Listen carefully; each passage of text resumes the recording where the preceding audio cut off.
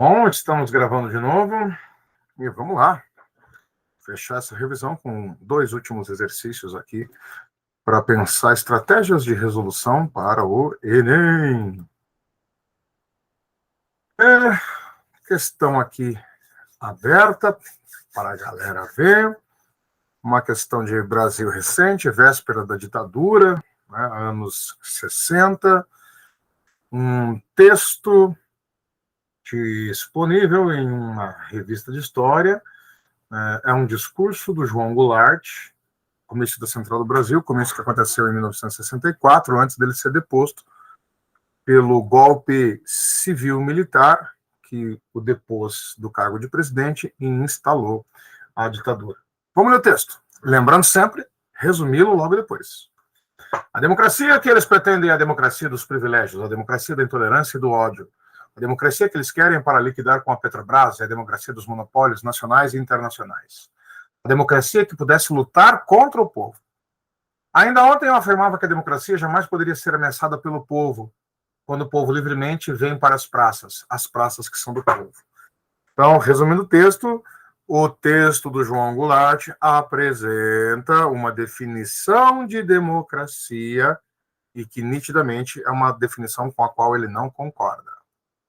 É uma democracia restritiva, é uma democracia excludente, é uma democracia que não quer povo. Bom, em um momento de radicalização política, a retórica no discurso do presidente Goulart, proferido no comício da Central do Brasil, buscava justificar a necessidade de questão conteudista, gente. O João Goulart, vocês se lembram, ele foi impedido de exercer o mandato já em 61, quando o Jânio Quadros renunciou, isso porque os parlamentares tinham ampla rejeição ao João Goulart. O João Goulart, que era um PTBista clássico, nacionalista, desenvolvimentista, estilo Getúlio Vargas, trabalhista, enfim.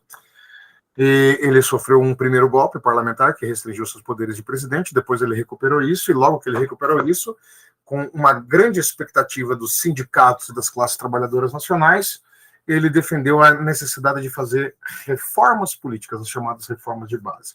Tem que lembrar disso. E é por isso que ele vai sofrer o golpe, inclusive. Bom, vamos lá direto aqui, a alternativa que apresenta o correto. Aprovar projetos reformistas para atender a mobilização de setores trabalhistas. Era o contexto dos anos 60, você tinha sindicatos, movimentos de sem terra, tudo exigindo reforma agrária, reforma urbana, reforma administrativa, reforma tributária, reforma universitária, reforma bancária, as chamadas reformas de base. Conter a abertura econômica para conseguir a adesão das elites. Está claro aqui que ele não está falando para as elites.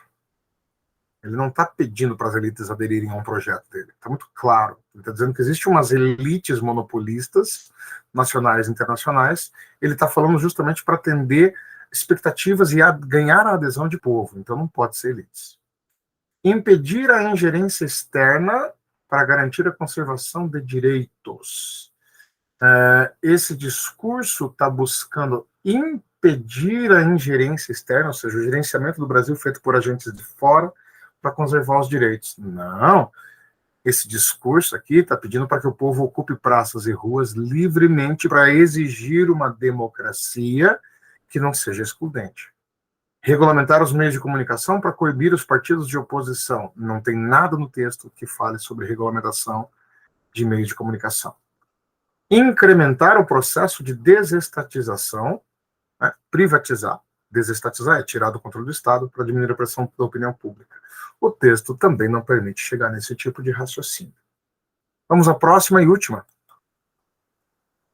Gente, Costumes em Comum, do Edward Palmer Thompson, estudo sobre a cultura popular e tradicional. É um texto historiográfico. E eu vou falar para vocês, gente, esse é um dos grandes livros que já foi escrito sobre história. Eu diria para vocês que provavelmente é um dos mais importantes livros, inclusive com aspectos teórico-metodológicos bastante relevantes para qualquer um que queira estudar história, sobretudo no que diz respeito a estudar cultura popular. É demais, é um livraço mesmo, tanto no sentido do quão importante ele é em termos de conteúdo, como também em quantidade. O bicho é generosamente gigante.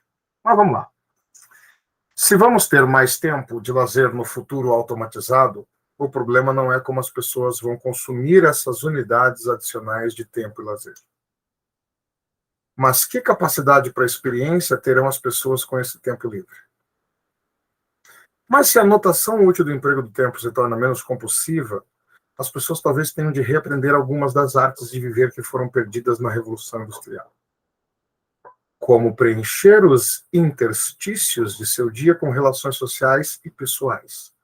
Como derrubar, mais uma vez, as barreiras entre trabalho e vida. Esse texto é curto, mas ele é pesado no sentido de ele toca, assim, sabe? Toca a nossa reflexão. Vou literalmente, nem vou resumi-lo, ainda que fosse o método que eu teria aplicado, mas esse é um texto denso, essa é uma questão difícil.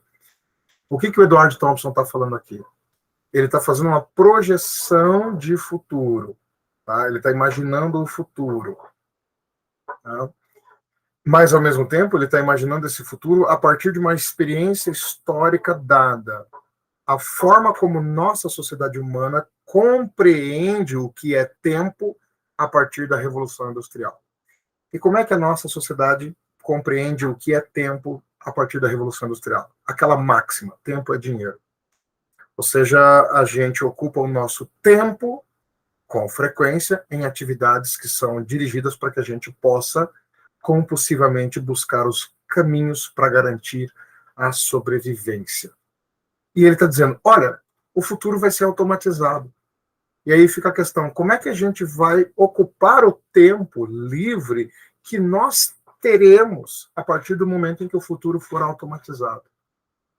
Aí ele pergunta, será que a gente vai ter capacidade de ocupar esse tempo? Porque para a gente ocupar o tempo, a gente tem que ter essa experiência de ter tempo livre.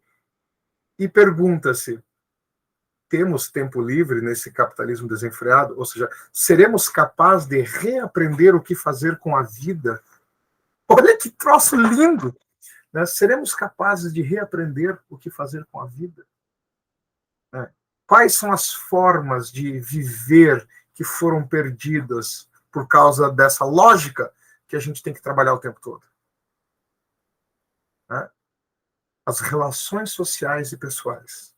A gente trabalha mais e fala menos com o próximo. A gente se dedica em ganhar a vida, ganhar dinheiro para comprar coisas que muitas vezes a gente não necessita para mostrar para pessoas que a gente não respeita, que a gente é uma coisa que na prática não somos. Então, o Thompson está fazendo uma reflexão profunda aqui, cara. Ele sugere que a gente vai ter que preencher esses interstícios de tempo com relações sociais e pessoais. E aí a gente vai ter que aprender a derrubar essa barreira entre o que é trabalho e o que é vida. E tem que saber estabelecer o que é trabalho e o que é vida. Se a gente parar para pensar, isso é um fenômeno que está acontecendo muito no mundo hoje. Né? As pessoas não querem mais trabalhar em trabalhos que as impeçam de fazer as coisas que elas gostam. Tocar uma guitarra, ler um livro, assistir um filme, passear com os cachorros, estar na companhia dos amigos. Né? A gente não quer mais ficar ocupando-se só exclusivamente do trabalho, até porque a gente tem visto que esse mundo do capitalismo desenfreado tem proporcionado, inclusive, o maior índice de doenças mentais associadas à depressão, pânico e coisa do gênero. O Thompson está pensando longe aqui, cara, está pensando muito longe. Esse texto, esse livro é fenomenal. É um texto pesado, não é um texto simples, não é um livro fácil, não é muita informação.